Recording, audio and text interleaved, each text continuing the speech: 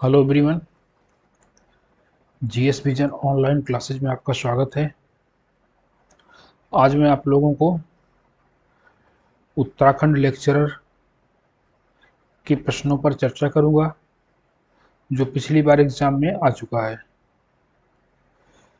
दोस्तों, जैसा कि आप देख रहे हैं कि आपके इंस्टीट्यूट के डायरेक्टर अरविंदर सर हैं। इनके निर्देशन में इंस्टीट्यूट बहुत ही शानदार तरीके से रन कर रहा है। इनके पढ़ाने की स्टाइल बहुत ही लाजवाब है। दोस्तों, हम आज पॉलिटिकल साइंस के पिछले वर्षों या एक ही बार एग्ज़ाम हुआ है 2020 में 2020 में हुआ है एग्ज़ाम। उसके प्रश्नों पर चर्चा करेंगे कि कैसे प्रश्न आए थे। दोस्तों, मैं आपको ये बता देना चाहता हूँ कि कि ये जो एग्ज़ाम हुआ था इसमें मैंने उत्तराखंड में देहरादून में इसी संस्थान में मैंने टीचिंग की थी। मैंने पढ़ाया था बच्चों को पढ़ाया था और बहुत सारे बच्चे सफल भी हुए थे। बहुत सारे बच्चे सफल हुए थे और उनको बेहद फ़ायदा हुआ था। दोस्तों, हमारी क्लास बहुत ही लिमिटेड थी। हमने लगभग 40 क्लासेज या आप यूँ कह लीजिए 75 आवर्स की क्लास ली थी, जिसमें से लगभग 95 100 में से 95 प्रश्न आए थे। 100 में से 95 प्रश्न आए थे।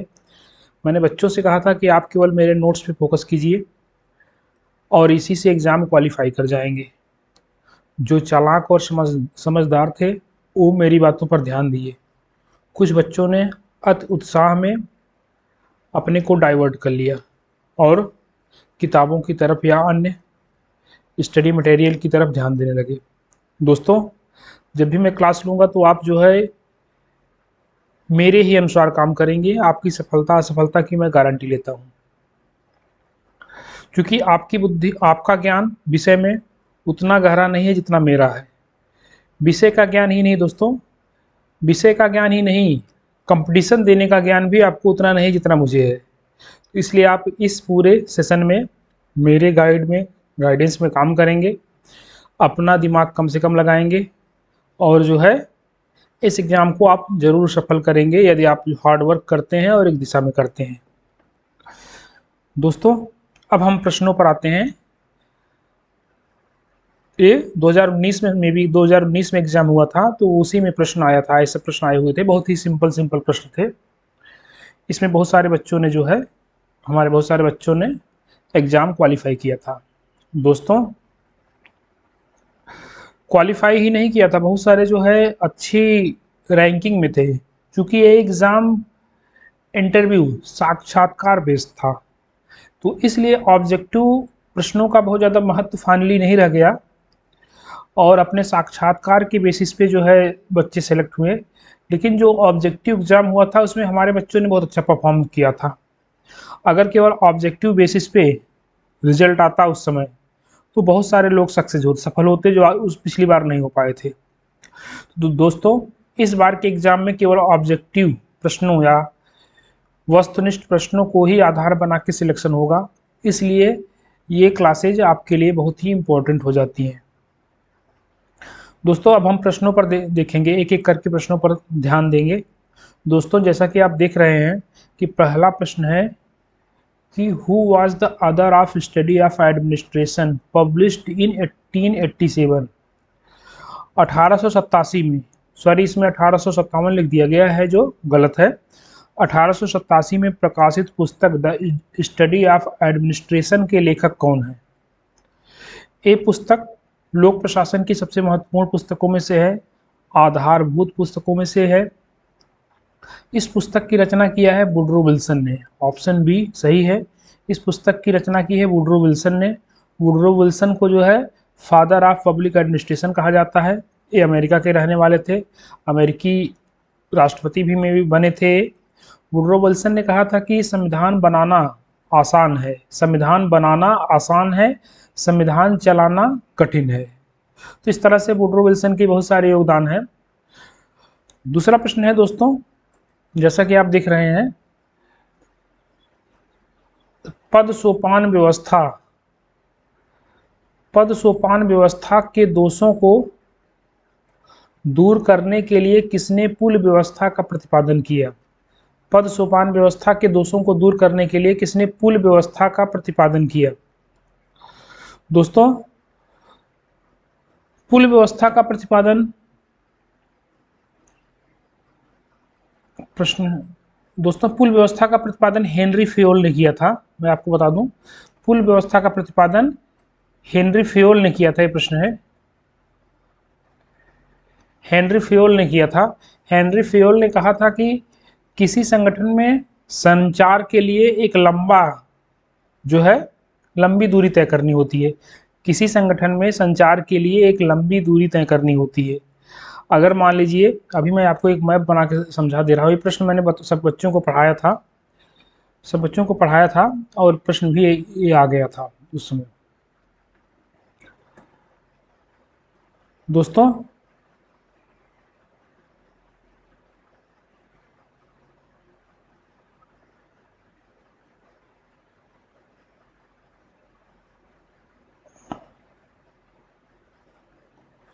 दोस्तों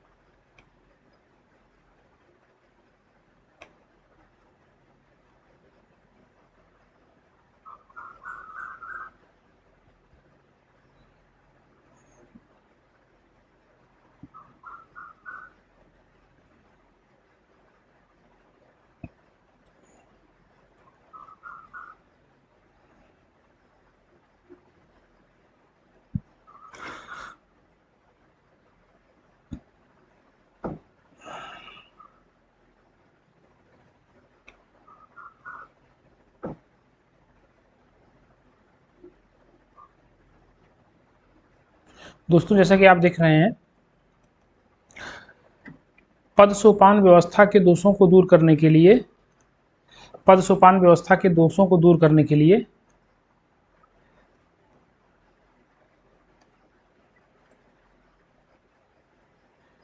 किसने पुल व्यवस्था का प्रतिपादन किया? उसका उत्तर है हेनरी फेयोल। हेनरी फेयोल कहते हैं कि संचार किसी भी संगठन में एक क्रमबद्ध तरीके से होता है। जैसे कि मान लीजिए पुलिस विभाग है, पुलिस विभाग में सबसे ऊंचा पुलिस विभाग में सबसे बड़ा अधिकारी कौन होता है? जिसको बोलते हैं पुलिस महानिदेशक। अगर किसी जिले से यो मान लीजिए कि अगर किसी विभाग से दूसरे विभाग में सूचना जानी है, किसी विभाग में दूसरे विभाग से सूचना जानी है, तो पहले पुलिस ये सूचना जो है सिपाही को जाएगी, सिपाही के बाद एसओ को जाएगी, एसओ के बाद डीपीएसपी, फिर एसपी, फिर जो है आईजी, डीआईजी, फिर जो है महानिदेशक के पास जाएगी। फिर महानिदेशक से सूचना जो है अन्य विभागों को जाएगी, प्रशासन में जाएगी। तो एक क्रम होता है। तो उन्होंने कहा था कि इस जो है लंबे संचार को, पद सोपान व्यवस्था की जो एक दोष है, समस्या है, इसको जो है दूर करने के लिए क्या किया जाए? तो उन्होंने पुल व्यवस्था का सिद्धांत दिया है, जिसमें कहा है कि जहाँ पे सूचनाएं हों, वो सूचनाएं अपने स्तर से एक वरिष्ठ अधिकारी के माध्यम से दूसरे विभाग को प्रेषित कर दी जाएगी। अपने स्तर से एक वरिष्ठ अधिकारी के माध्यम से प्रेषित कर दी जाएगी। दोस्तों, इसको हम जो है आगे चल के अच्छे से देखेंगे, पढ़ेंगे। दोस्तों, अगला प्रश्न है, आदेशों की एकता सिद्धांत से क्या तात्पर्य है? दोस्तों, ये भी पब्लिक एडमिनिस्ट्रेशन प्रिंसिपल का एक महत्वपूर्ण सिद्धांत है कि संगठन में हमेशा आदेशों की एकता होनी चाहिए। अर्थात जो है एक कर्मचारी, एक बॉस, एक अधिकारी से ही जो है आदेश लेगा, 2 कर्मचारियों से आदेश नहीं लेगा। अगर 2 कर्मचारियों से आदेश लेता है तो उसके लिए समस्या हो सकती है। कर्मचारी कह सकता है कि हमको जो है पहले से ही आदेश मिल हुए हैं, मैं वहाँ जा रहा हूँ। दूसरा अधिकारी फिर परेशान हो जाएगा, फिर या फिर दोनों अधिकारी से प्रताड़ित कर सकते हैं। तो इसीलिए कहा यूनिटी ऑफ कमांड, आदेशों की एकता में कहा जाता है कि एक कर्मचारी एक अधिकारी के से आदेश ग्रहण करेगा। इसी को कहते हैं आदेशों की एकता। दोस्तों इसका जो है, इसमें आप देख रहे हैं कि ए है बहुत से अधिकारियों के से आदेश ग्रहण करना, जो गलत है। बी करा है अपने से ऊपर केवल एक अधिकारी के आदेश प्राप्त करना, बी सही है। सी है दो परस्पर विरोधी आदेशों का पालन करना, गलत है। डी भी गलत है दोस्तों। तो दोस्तों नेक्स्ट प्रश्न हम देखते हैं।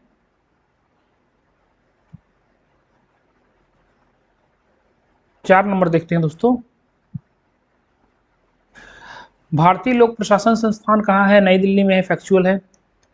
अगला प्रश्न है दोस्तों कि भारतीय प्रयोगों का गलत हिंदी में गलत लिखा गया है।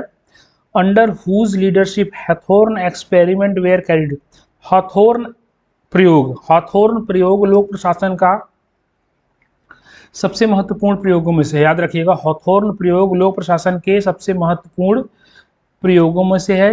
हथोर्न प्रयोग 1932 से 1922 से लेकर 32 तक अमेरिका में किया गया था। अमेरिका में मिशिगन में कहीं किया गया था। हथोर्न कंपनी का नाम है। हथोर्न कंपनी में एक्सपेरिमेंट किए गए थे, जिसमें 4-5 प्रयोग किए गए थे। इसको हम आपको बताएंगे। हथोर्न एक्सपेरिमेंट में जो है, जो औपचारिक संगठन थे उसकी मान्यताओं को अस्वीकार कर दिया गया। औपचारिक संगठन थे, जो औपचारिक सिद्धांत थे, जिसको आदेशों की एकता कहते हैं, लाइन स्टाफ कहते हैं, इन सबको अस्वीकार कर दिया गया।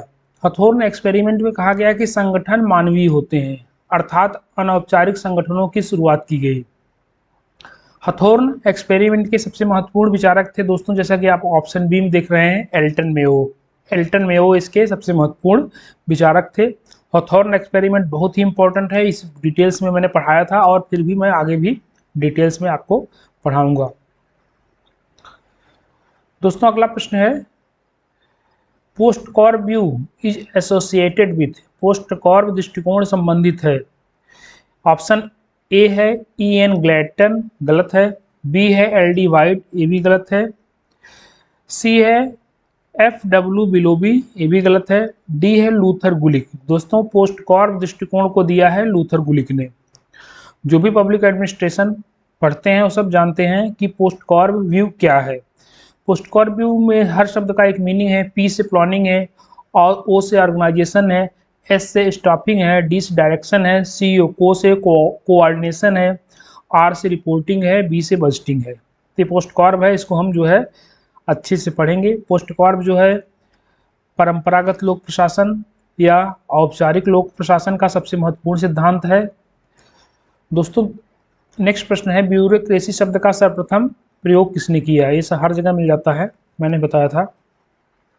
ब्यूरोक्रेसी शब्द का सबसे पहले प्रयोग किया B.D. गॉर्ने ने, जो फ्रांसीसी थे। B.D. गॉर्ने, ऑप्शन ए सही है। B.D. गॉर्ने ने ब्यूरोक्रेसी शब्द का सबसे पहले प्रयोग किया, ऑप्शन ए। नेक्स्ट प्रश्न है दोस्तों, 8वां प्रश्न है, निम्नलिखित में से मैक्स वेबर के अनुसार नौकरशाही का विशिष्ट गुण क्या है? दोस्तों आधुनिक नौकरशाही की सबसे अच्छी व्याख्या मैक्स वेबर ने की है। मैक्स वेबर की नौकरशाही का बेस है लीगल रेशनल अथॉरिटी। याद रखिएगा, मैक्स वेबर की नौकरशाही का विशिष्ट गुण क्या है? Option D, legal rational authority. बौद्धिक विधिक सत्ता, लीगल होनी चाहिए, कानूनी होनी चाहिए और तार्किक होनी चाहिए, जो आधुनिक नौकरशाही है। जो आधुनिक नौकरशाही के सभी गुण आ जाते हैं। दोस्तों मैक्स वेबर चमत्कारिक सत्ता, परंपरागत सत्ता, विशिष्ट वर्गवादी सत्ता के बारे में इस पे ये विशिष्ट गुण नहीं बताते हैं। दोस्तों नेक्स्ट प्रश्न है, भारतीय पुलिस सेवा निम्न में से किस विभाग या मंत्रालय के अधीन आती है?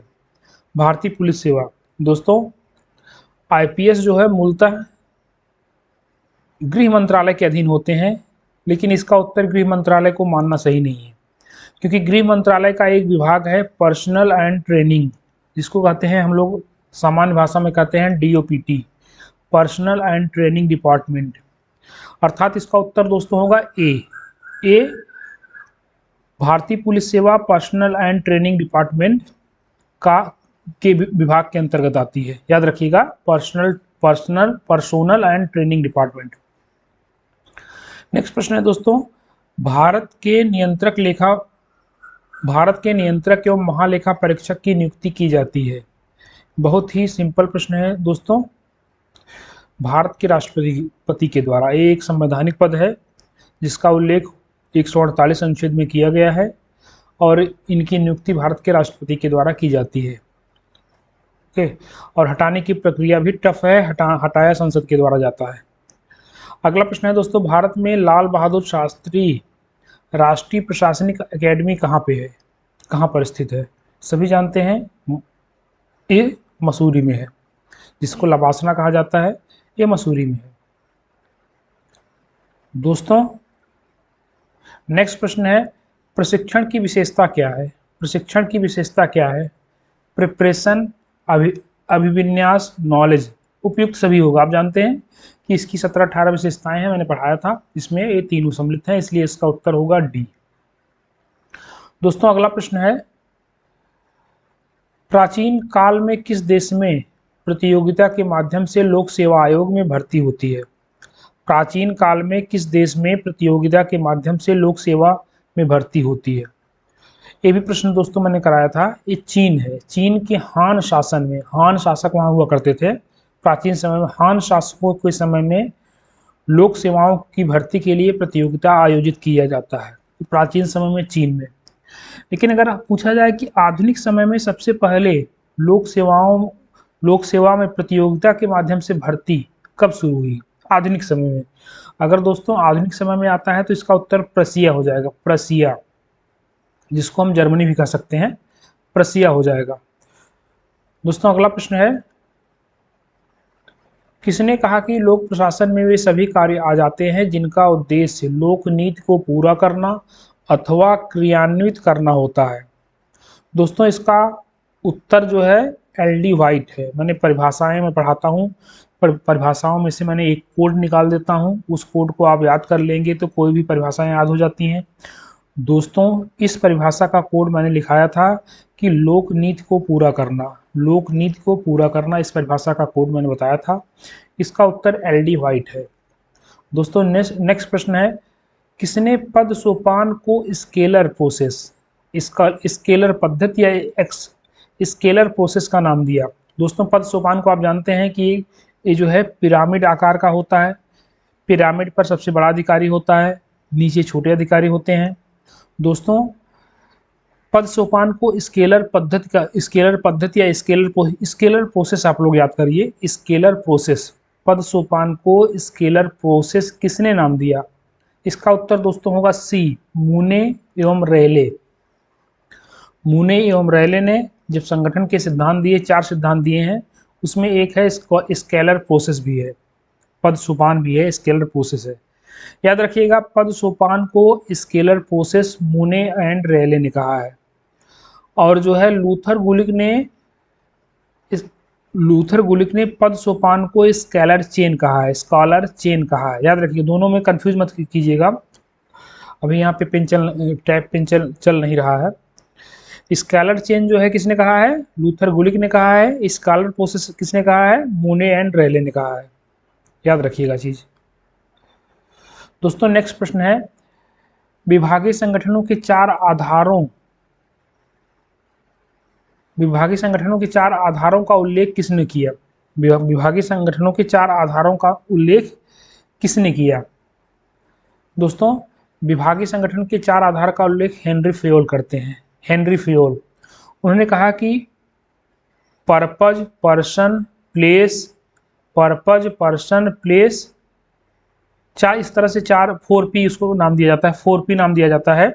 पर्पज, पर्सन, प्लेस और एक और है। तो विभागीय संगठनों का आधार किसने दिया? हेनरी फेयोल ने दिया। दोस्तों अगला प्रश्न है, भारतीय संविधान का कौन सा अनुच्छेद वित्त आयोग के गठन से संबंधित है? सभी जानते हैं 280 में वित्त आयोग का गठन किया गया है। हर 5 वर्ष में वित्त आयोग का गठन किया जाता है। वित्त आयोग केंद्र व राज्य के मध्य संसाधनों के बंटवारे के सिद्धांत की सिफारिश करता है। दोस्तों नेक्स्ट प्रश्न है, एस्टन समिति किस पर प्रतिवेदन करती है? एस्टन समिति का गठन अमेरिका में 1942 में हुआ था। एस्टन समिति का गठन यूके, इंग्लैंड में 1942 में हुआ था। एस्टन समिति ने कहा कि लोक प्रशासकों के लिए प्रशिक्षण सबसे आवश्यक है और प्रशिक्षण वैज्ञानिक होना चाहिए। याद रखिएगा, प्रशिक्षण सबसे आवश्यक किसने कहा? एस्टन समिति ने कहा। प्रशिक्षण वैज्ञानिक होना चाहिए, ये भी इसमें कहा गया है। नेक्स्ट प्रश्न है दोस्तों, निम्नलिखित में से कौन लोक प्रशासन का जनक कहा जाता है? मैंने इसके पहले भी आपको बता दिया, वुडरो विल्सन को लोक प्रशासन का जनक कहा जाता है दोस्तों। नेक्स्ट प्रश्न है, निम्नलिखित में से कौन सुशासन पर लिखी गई पुस्तक री इन्वेंटिंग गवर्नमेंट के लेखक है? री इन्वेंटिंग गवर्नमेंट, ये जो है न्यू, जिसको बोलते हैं न्यू पब्लिक मैनेजमेंट, एनपीएम एक शब्द यूज किया जाता है, new public management, NPM. NPM के जनक डेविड ओसबॉर्न और टेड गैबलर हैं। नव लोक प्रबंधन के जनक कौन है? डेविड ओसबॉर्न और टेड गैबलर हैं। इन्हीं दोनों ने री इन्वेंटिंग गवर्नमेंट नामक पुस्तक लिखी है। इसका उत्तर हो जाएगा ए, डेविड ओसबॉर्न और टेड गैबलर ने। दोनों ने री इन्वेंटिंग गवर्नमेंट पुस्तक लिखी है। दोस्तों, इस पुस्तक में दोनों लोगों ने कहा है कि जो निजी क्षेत्र की प्रतिस्पर्धात्मक विशेषताएं हैं उसको जो है सार्वजनिक क्षेत्र में भी लाना चाहिए, सार्वजनिक क्षेत्र में भी लाना चाहिए। री इन्वेंटिंग गवर्नमेंट के माध्यम से ही जो है आप देख रहे हैं जो सरकारें प्राइवेटाइजेशन करने लगी या प्राइवेट कंपनियों के सिद्धांत को निजी कंपनियों में लाने लगी, और री इन्वेंटिंग गवर्नमेंट का ही असर है। दोस्तों, आप देख रहे हैं भारत में पीएसयू है, पब्लिक सेक्टर यूनिट्स है। पब्लिक सेक्टर यूनिट का कॉन्सेप्ट पूरी तरह से री इन्वेंटिंग गवर्नमेंट पर आधारित है। इसकी हम चर्चा और आगे करेंगे जब हम इसको पढ़ने लगेंगे। दोस्तों, अगला प्रश्न है, कैबिनेट मिशन योजना के अंतर्गत संविधान सभा के चुनाव आयोजित किए गए। सभी जानते हैं जुलाई 1946 में कैबिनेट मिशन योजना के अंतर्गत संविधान सभा के चुनाव आयोजित किए गए। इसका उत्तर दोस्तों ए होगा। नगर राज्य शब्दावली सभी जानते हैं प्राचीन यूनान से एंशिएंट ग्रीस से नगर राज्य सिटी स्टेट शब्द को लाया गया। दोस्तों, अगला प्रश्न है, महात्मा गांधी द्वारा असहयोग आंदोलन को अंततः वापस ले लिया गया, क्यों? चौरी चौरा, इसका उत्तर होगा बी। इसका उत्तर दोस्तों बी होगा, चौरी चौरा में हिंसक वारदात होने के कारण। इसका उत्तर होगा बी, चौरी चौरा में हिंसक वारदात होने के कारण महात्मा गांधी ने असहयोग आंदोलन को वापस ले लिया था। महात्मा गांधी अहिंसा को बहुत ही अधिक महत्व देते थे। 5 फरवरी 1922 को लखनऊ के निकट चौरी चौरा कांड होता है, जिसमें कई लोग मारे जाते हैं। इससे आहत होकर महात्मा गांधी ने इस आंदोलन को वापस ले लिया। तो इसका उत्तर दोस्तों बी हो जाएगा। नेक्स्ट प्रश्न है दोस्तों, निम्नलिखित में से कौन एक स्वस्थ जनमत के निर्माण में बाधा है? हेल्दी पब्लिक ओपिनियन के निर्माण में, स्वस्थ जनमत के निर्माण में कौन बाधा है? दोस्तों, स्वस्थ जनमत क्या होता है? स्वस्थ जनमत होता है जो तर्क वितर्क से बने, तर्क वितर्क से निर्मित हो, जनता के हित में निर्मित हो, किसी हाइपोक्रेसी या भावनाओं या संवेदनाओं के द्वारा निर्मित न हो, किसी हाइपोक्रेसी भावनाओं या संवेदनाओं के द्वारा निर्मित न हो। स्वस्थ जनमत क्या है? तर्क वितर्क से हो और जनता के हित में हो। दोस्तों, स्वस्थ जनमत के निर्माण में बाधा क्या है? प्रेस, स्वतंत्र प्रेस, ये बाधा नहीं है। सकारात्मक पत्रकारिता, ये भी बाधा नहीं है। सी है कम्युनल प्रोपोगेंडा, सांप्रदायिक प्रचार प्रसार। दोस्तों, स्वस्थ जनमत के निर्माण में सांप्रदायिक प्रचार प्रसार ही सबसे बड़ी बाधा है। तो इसका उत्तर दोस्तों सी होगा। इसका उत्तर दोस्तों सी होगा। 25 प्रश्न देखते हैं, प्रजातंत्र में राजनीतिक दलों के निम्नलिखित में से कौन से कार्य नहीं है? प्रजातंत्र में राजनीतिक दलों में से निम्नलिखित में से कौन से कार्य नहीं है? दोस्तों, इसका उत्तर हो जाएगा ए, लोकमत का निर्माण करना कार्य है, ये जो है प्रजातंत्र का कार्य होगा। बी, सरकार का गठन करना, ये भी है। सी, राजनीतिक चेतना का प्रसार करना, ये भी राजनीतिक दलों का कार्य है। दोस्तों इसका आंसर होगा डी, इसका आंसर होगा डी। प्रेस को नियंत्रित करना राजनीतिक दलों का काम नहीं है। प्रेस को नियंत्रित करना राजनीतिक दलों का काम नहीं है दोस्तों। ये सब आपको पढ़ाया गया था, बहुत ही सिंपल सिंपल प्रश्न है। अगला प्रश्न है, होम रूल आंदोलन का मुख्य उद्देश्य क्या था। दोस्तों जैसा कि आप जानते हैं कि 1917 में होम रूल आंदोलन चलाया गया।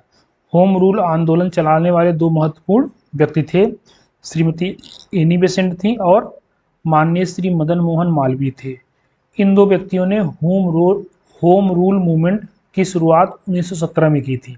1917 में की थी। होम रूल आंदोलन का मुख्य उद्देश्य ऑस्ट्रेलिया, न्यूजीलैंड जैसे उपनिवेशों की तरह भारत में भी आंतरिक शासन या गृह शासन प्रदान करना। तो दोस्तों इसका उत्तर क्या होगा? इसका उत्तर होगा ए नहीं। होम रूल आंदोलन का उद्देश्य भारत की पूर्ण स्वतंत्रता की प्राप्ति करना नहीं था। याद रखिएगा, होम रूल आंदोलन का उद्देश्य भारत के लिए पूर्ण स्वतंत्रता की मांग करना नहीं था। दोस्तों जैसा कि आप जानते हैं कि 1929 के लाहौर अधिवेशन में सबसे पहले पूर्ण स्वतंत्रता की बात कही गई। कहा गया कि हमारा उद्देश्य, राष्ट्रीय आंदोलन का उद्देश्य पूर्ण स्वतंत्रता की प्राप्त करना था। ये होम रूल आंदोलन का उद्देश्य नहीं था। बी दोस्तों, self government of India, Bharat के लिए स्वशासन। दोस्तों इसका उत्तर यही है। होम रूल आंदोलन का मुख्य उद्देश्य क्या था? भारत के लिए स्वशासन की प्राप्ति करना, गृह शासन की प्राप्ति करना। दोस्तों नेक्स्ट प्रश्न है 27। मार्क्स का अनंतिम उद्देश्य, अल्टीमेट गोल ऑफ मार्क्स का क्या था? मार्क्स का अनंतिम उद्देश्य क्या था? मार्क्स का अनंतिम उद्देश्य क्या था? बहुत ही सिंपल प्रश्न है। मार्क्स का अनंतिम उद्देश्य था, इसका उत्तर होगा सी, एक क्लासलेस सोसाइटी। याद रखिएगा, वर्ग विहीन समाज की स्थापना करना। मार्क्स के समाजवाद का अंतिम उद्देश्य राज्य विहीन, वर्ग विहीन समाज की स्थापना करना था। क्लासलेस, स्टेटलेस सोसाइटी की स्थापना करना मार्क्स के सिद्धांतों का उद्देश्य था। दोस्तों इसका उत्तर हो जाएगा सी हो जाएगा, और सब गलत है इसमें। दोस्तों नेक्स्ट प्रश्न है, आधुनिक उदारवाद और परंपरागत उदारवाद से भिन्न है क्योंकि। दोस्तों आधुनिक उदारवाद काफी कुछ हद तक सकारात्मक उदारवाद की तरह है। आधुनिक उदारवाद काफी कुछ हद तक सकारात्मक उदारवाद की तरह है। दोनों में भिन्नता क्या है? दोनों में भिन्नता, पहला है यह व्यक्तिगत स्वतंत्रता का समर्थन नहीं करता है, ये गलत है।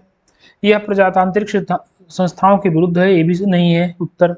यह स्वतंत्र उद्यमिता का वकालत करता है, ये भी सही नहीं है। इसका उत्तर दोस्तों होगा डी, यह विश्व को सभी प्रकार के अत्याचार एवं शोषण से मुक्त रखना चाहता है। एकदम से गलत है, बोलिए एकदम से गलत है दोस्तों।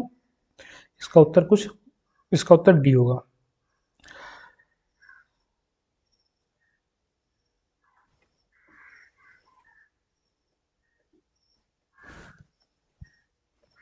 दोस्तों अगला प्रश्न हम देखते हैं।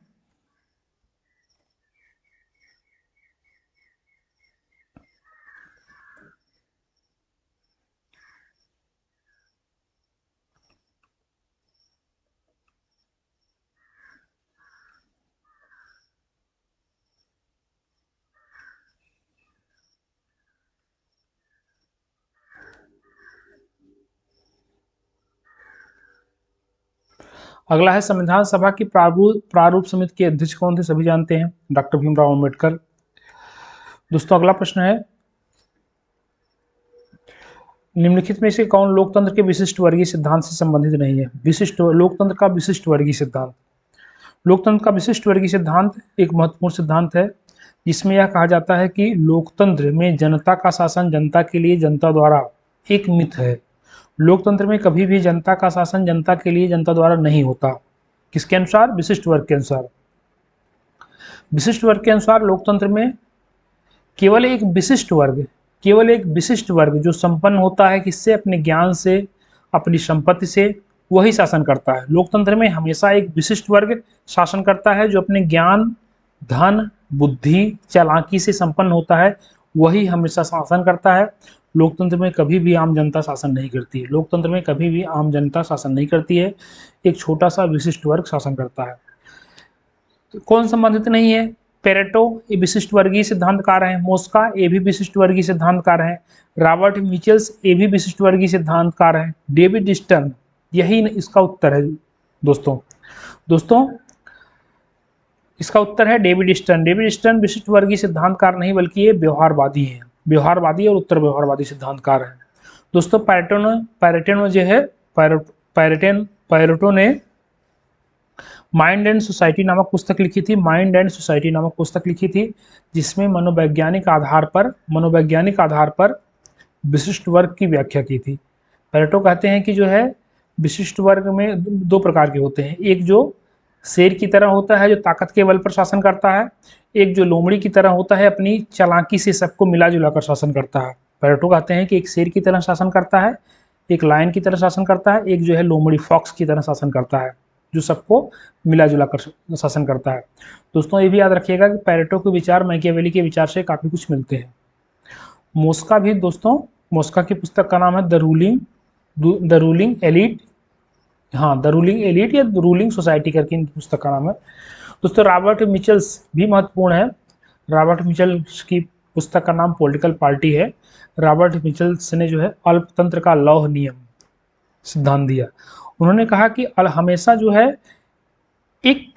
हमेशा लोकतंत्र में अल्पतंत्र वर्ग शासन करता है। अल्पतंत्र हमेशा एक अल्पतंत्र विशिष्ट वर्ग शासन करता है, जो अल्पतंत्र अपने धन से, अपने प्रभाव से, अपने ज्ञान से आगे होता है। इसी को कहते हैं अल्पतंत्र का लौह नियम। लौह नियम इसलिए कहते हैं कि हमेशा जो है अल्पतंत्र का ही शासन होता है, हमेशा अल्पतंत्र का ही शासन होता है। दोस्तों अगला प्रश्न है, उत्तर व्यवहारवाद बल देता है। दोस्तों सभी जानते हैं उत्तर व्यवहारवाद रिलीवेंस और एक्शन पर, रिलीवेंस प्रासंगिकता, एक्शन और कार्य, प्रासंगिकता और कार्य पर बल देता है। याद रखिएगा उत्तर व्यवहारवाद हमेशा प्रासंगिकता और कार्य पर बल देता है। इसको हम जो है अच्छे से आगे पढ़ेंगे। उत्तर व्यवहारवाद 1969 में अपने अस्तित्व में आया। डेविड स्टर्न उत्तर व्यवहारवाद और व्यवहारवाद दोनों के जनक हैं। व्यवहारवाद में 8 मान्यताएं हैं जबकि उत्तर व्यवहारवाद में ऐसा कुछ नहीं है, 2 चीज़ों पर बल दिया गया है।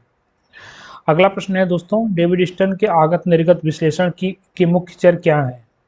दोस्तों डेविड स्टर्न के आगत निर्गत विश्लेषण के मुख्य चर मांग, समर्थन और पुनः निवेश तीनों हैं। डिमांड, सपोर्ट एंड फीडबैक तीनों हैं, तो इसका उत्तर डी होगा।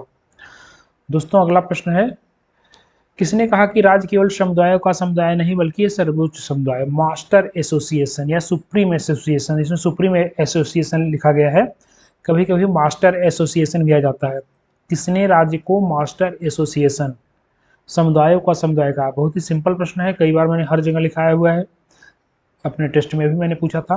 अरस्तु, इसके उत्तर अरस्तु है। अगला प्रश्न है, संसद के 2 सत्रों के मध्य का अधिकतम अंतराल नहीं होना चाहिए, 6 महीने से अधिक नहीं होना चाहिए। संसद के 2 सत्रों के मध्य अधिकतम अंतराल 6 महीने से अधिक नहीं होना चाहिए। दोस्तों नेक्स्ट प्रश्न है, आमतौर पर परिधि देश केंद्र पर निर्भर होते हैं। दोस्तों नव मार्क्सवादी अंतरराष्ट्रीय संबंधों में नव मार्क्सवादी व्याख्या का महत्वपूर्ण आधार केंद्र और परिधि का सिद्धांत है। केंद्र और परिधि का सिद्धांत कहता है कि केंद्र में जो है धनी विकसित देश होते हैं, जो केंद्र में होते हैं वो धनी विकसित होते हैं, उनके पास तकनीकी होता है, उनके पास पैसा होता है, उनके पास ज्ञान होता है। जो परिधि में देश होते हैं वो गरीब होते हैं, उनके पास पैसे नहीं होते हैं, तकनीक नहीं होती है, उनके पास होता है तो क्या होता है, केवल कच्चा माल होता है, खनिज पदार्थ होता है, खनिज पदार्थ होता है, कच्चा माल होता है। वो अपने कच्चे माल और खनिज पदार्थों को जो है विकसित देशों में या केंद्र के देशों में बेचते हैं। तो दोस्तों इसका उत्तर हो जाएगा तीनों हो जाएगा इसका, क्योंकि खनिज पदार्थों के लिए भी जो है परिधि देश केंद्र पर निर्भर होते हैं। कच्चे माल की, तो एक मिनट, आमतौर पर परिधि देश केंद्र पर निर्भर होते हैं। जनरल परिधि देश केंद्र पर निर्भर होते हैं। खनिज पदार्थों के लिए परिधि देश केंद्र पर निर्भर नहीं होते हैं। कच्चे माल के लिए भी परिधि देश केंद्र पर निर्भर नहीं होते हैं। केवल और केवल विनिर्मित माल के लिए जो है परिधि देश जो है केंद्र पर निर्भर होते हैं। याद रखिएगा केंद्र और परिधि, जो परिधि के देश हैं वो केंद्र को देते क्या है, कच्चा माल देते हैं, खनिज पदार्थ देते हैं। परिधि के देश केंद्र को क्या देते हैं, परिधि के देश केंद्र को क्या देते हैं, कच्चा माल और खनिज पदार्थ। केंद्र के देश परिधि के देशों को क्या देते हैं? निर्मित सामान। इसको हम आगे डिटेल में पढ़ेंगे दोस्तों। नेक्स्ट प्रश्न है दोस्तों, किसने कहा कि दंड एवं पुरस्कार के द्वारा समाज के सुखों की वृद्धि करना ही सरकार का मुख्य उद्देश्य होगा? इसके ऑप्शन है ए जेरमी बेंथम, बी जेएस मिल, सी हीगल, डी अरस्तू। तो इसका उत्तर दोस्तों ए है जेरमी बेंथम। जेरमी बेंथम ने कहा कि दंड एवं पुरस्कार के द्वारा समाज में सुखों की वृद्धि होना चाहिए। जेरमी बेंथम ने उपयोगितावाद की शुरुआत की। जेरमी बेंथम ने कहा कि मनुष्य दो संप्रभु स्वामियों के अधीन होता है, जिसे सुख और दुख कहते हैं। बहुत सारे कोटेशन है दोस्तों, इसको हम आगे पढ़ेंगे। दोस्तों नेक्स्ट प्रश्न है, एंटोनियो ग्राम्शी के अनुसार नागरिक समाज की संस्थाएं क्या हैं? ए है परिवार, बी पाठशाला, सी धार्मिक संस्थाएं, डी उपयुक्त सभी। दोस्तों इसका उत्तर डी होगा, ऑल ऑफ द एबव। सब उपरोक्त सभी जो है एंटोनियो ग्राम्शी के अनुसार नागरिक समाज की संस्थाएं हैं। दोस्तों एंटोनियो ग्राम्शी जो है नव मार्क्सवादी विचारक थे। उन्होंने जो है यह पता लगाया कि क्यों मार्क्स की भविष्यवाणी सही नहीं रही। मार्क्स ने कहा था कि जब जो है औद्योगिकरण पूंजीवाद अपने चरम पर होगा तो मार्क्सवादी क्रांति होगी, लेकिन ऐसा हुआ नहीं।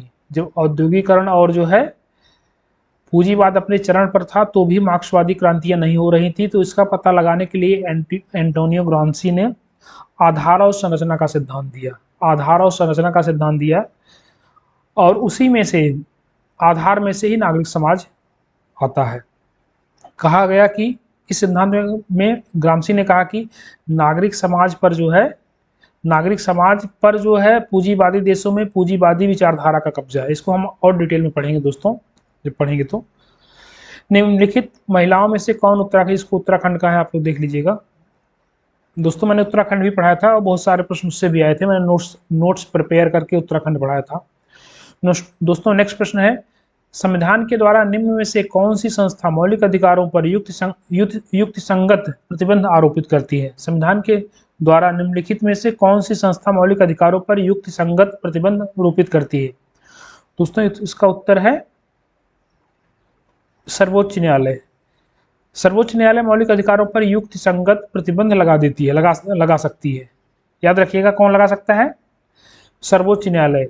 वैसे दोस्तों संविधान में बहुत सारे युक्तिसंगत प्रतिबंध अपने आप लगे हुए हैं, लेकिन उन युक्तिसंगत प्रतिबंधों को और कौन बढ़ा सकता है? सर्वोच्च न्यायालय बढ़ा सकता है। तो इसका उत्तर दोस्तों क्या होगा? बी होगा।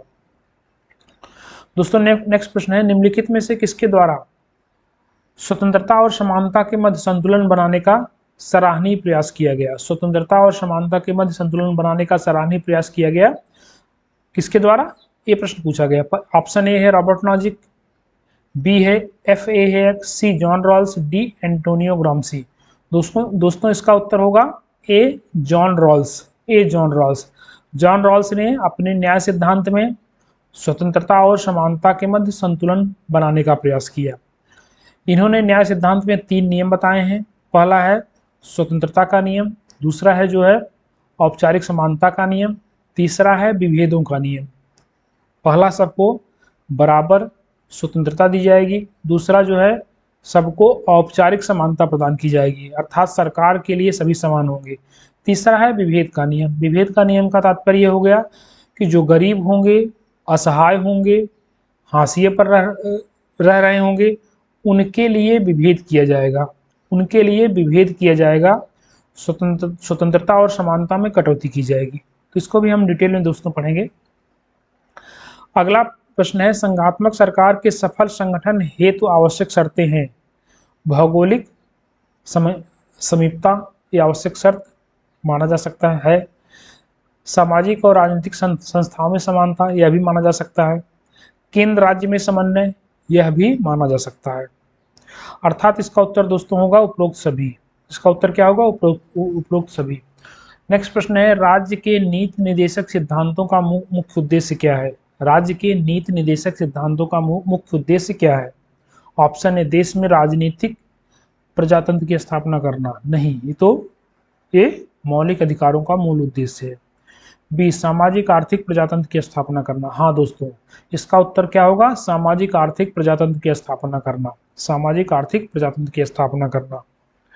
नेक्स्ट प्रश्न है, किसने निम्नलिखित में से किसने दबाव समूह को अनाम साम्राज्य, एनोनिमस एम्पायर किसने कहा? एस ई फाइनर ने। दोस्तों याद रखिएगा, एस ई फाइनर ने दबाव समूह को अनाम साम्राज्य कहा। नाम साम्राज्य कौन होता है दोस्तों? नाम साम्राज्य राजनीतिक दल होते हैं, और अनाम साम्राज्य कौन होता है? दबाव समूह होते हैं, खासतौर से अमेरिका में ज़्यादा प्रभावशाली है, अमेरिका में ज़्यादा प्रभावशाली है। दोस्तों नेक्स्ट प्रश्न है, निम्नलिखित राजनीतिक सिद्धांतों में से कौन सा राज्य को एक आवश्यक बुराई मानता है? दोस्तों व्यक्तिवाद राज्य को एक आवश्यक बुराई मानता है, व्यक्तिवाद राज्य को एक आवश्यक बुराई मानता है, अराजकतावाद राज्य को एक अनावश्यक बुराई मानता है। याद रखिएगा, व्यक्तिवाद राज्य को एक आवश्यक बुराई मानता है, अराजकतावाद जो है राज्य को एक अनावश्यक कहता है कि अराजकतावाद कहता है कि राज्य होना ही नहीं चाहिए, और फांसीवाद कहता है कि राज्य भगवान है, राज्य भगवान है। हीगल कहते हैं कि राज्य धरती पर ईश्वर का अवतरण है। तो दोस्तों इसमें 3-4 प्रश्न हैं, 3-4 को बता दिया मैंने, लेकिन इसका उत्तर क्या होगा? डी होगा। दोस्तों नेक्स्ट प्रश्न है, निम्नलिखित में से किसे सामाजिक समझौते के विचार को नए रूप में प्रस्तुत करने का श्रेय दिया जाता है? सामाजिक समझौते के विचार को नए रूप में प्रस्तुत किसने किया है? रॉल्स ने किया। याद रखिएगा, न्याय सिद्धांत के जनक रॉल्स ने सामाजिक समझौते को एक नए रूप में दिया। दोस्तों रॉल्स कहते हैं कि रॉल्स एक ऐसी स्थिति की कल्पना करते हैं, रॉल्स एक ऐसी स्थिति की कल्पना करते हैं जिसको उन्होंने नाम दिया है पर्दे के पीछे की स्थिति, पर्दे के पीछे की स्थिति, इग्नोरेंस ऑफ वेल, पर्दे के पीछे की स्थिति की कल्पना करते हैं। कहते हैं कि सभी लोग पर्दे के पीछे बैठे हुए हैं और वो नहीं जानते कि भविष्य में क्या होंगे, भविष्य में डॉक्टर बनेंगे, इंजीनियर बनेंगे, रिक्शा चालक बनेंगे, या भूखों मरेंगे, या फिर उद्योगपति बनेंगे। कोई कुछ नहीं जानता है कि पर्दा हटने के बाद वो क्या बनेगा। तो जॉन रॉल्स कहते हैं कि जो पर्दे के पीछे लोग बैठे हुए हैं, जो अपने भविष्य को नहीं जानते हैं, वो मिलकर आपस में एक समझौता करते हैं, और समझौता करके जो है न्याय के नियमों का निर्धारण करते हैं। तो रॉल्स कहते हैं कि इसी जो है समझौते में 3 नियम निकलते हैं, स्वतंत्रता का नियम, औपचारिक समानता का नियम, विभेदों का नियम। तो दोस्तों सामाजिक समझौते को आधुनिक रूप में प्रस्तुत करने का श्रेय किसको जाता है? जॉन रॉल्स को जाता है। नेक्स्ट प्रश्न है दोस्तों, निम्नलिखित में से कौन संप्रभुता के वैधानिक सिद्धांत का आलोचक नहीं है? दोस्तों इसका उत्तर होगा गॉर्नर। गॉर्नर ने जो है, चूंकि क्रैब, हॉलैंड, डिग्बी तीनों हैं, गॉर्नर इसका उत्तर होगा, क्योंकि गॉर्नर ने ऑस्टिन के सिद्धांतों की व्याख्या की है काफी पॉजिटिव लहजे में। दोस्तों नेक्स्ट प्रश्न है, निम्नलिखित में से कौन सा युग्म सही नहीं है? ये सब फैक्ट है, आप याद कर लीजिएगा। आंशिक परीक्षण प्रतिबंध है, इसको बोलते हैं पीटीबीटी, पार्शियल टेस्ट बैन ट्रीटी। कब हुआ था? 1965 में नहीं, यह हुआ था 1963 में, 1963 में। पीटीबीटी कब हुआ था? 1963 में। इसका उत्तर यही होगा, यही उसका उत्तर यही होगा। पीटीबीटी को दोस्तों याद रखिएगा, पीटीबीटी को प्रथम पर्यावरण सुरक्षा की भी संधि मानी जाती है, प्रथम पर्यावरण सुरक्षा की संधि मानी जाती है। इसमें कहा गया था कि जो है धरती पर या आकाश पर, आकाश या धरती पर परमाणु परीक्षण नहीं किया जाएगा, जमीन के नीचे किया जा सकता है। तो दोस्तों इसका उत्तर ये होगा। नेक्स्ट प्रश्न है दोस्तों, निम्नलिखित में से कौन सा डेविड स्टर्न के व्यवहारवाद के सिद्धांत का एक लक्षण नहीं है? इसमें व्यवस्थीकरण, सिस्टमेटाइजेशन ए है, परमाणुकरण, क्वांटिफिकेशन ए भी है, इंटीग्रेशन ए भी है। याद रखिएगा, इसका उत्तर होगा सी, क्रीडो ऑफ रेलिवेंस। याद रखिएगा, शब्द ही आप याद कर लीजिएगा, क्रीडो ऑफ रेलिवेंस। प्रासंगिकता का सिद्धांत उत्तर व्यवहारवाद की देन है। किसकी देन है? उत्तर व्यवहारवाद की देन है। प्रासंगिकता का सिद्धांत उत्तर व्यवहारवाद की देन है। दोस्तों नेक्स्ट प्रश्न है, अल्पसंख्यकों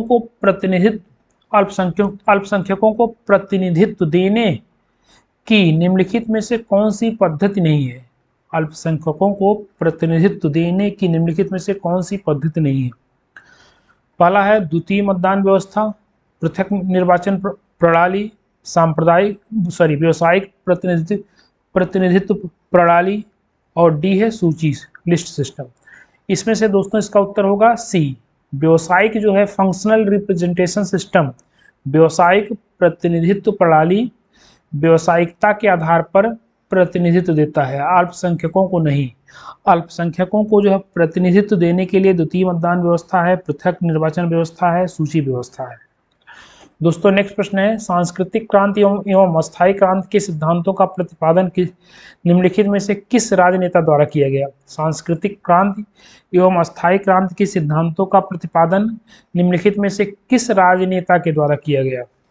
दोस्तों इसका उत्तर होगा माओ। माओ ने 1962 से 66 तक जो है सांस्कृतिक क्रांति का नारा दिया, सांस्कृतिक क्रांति का नारा दिया। कहा कि जो है समाजवादी क्रांति को पूरे चीन में प्रसार करना चाहिए। दोस्तों थैंक यू। और प्रश्न और 51 और जो है 50 प्रश्नों की व्याख्या हम कल करेंगे। आज के लिए इतना ही। Thank you.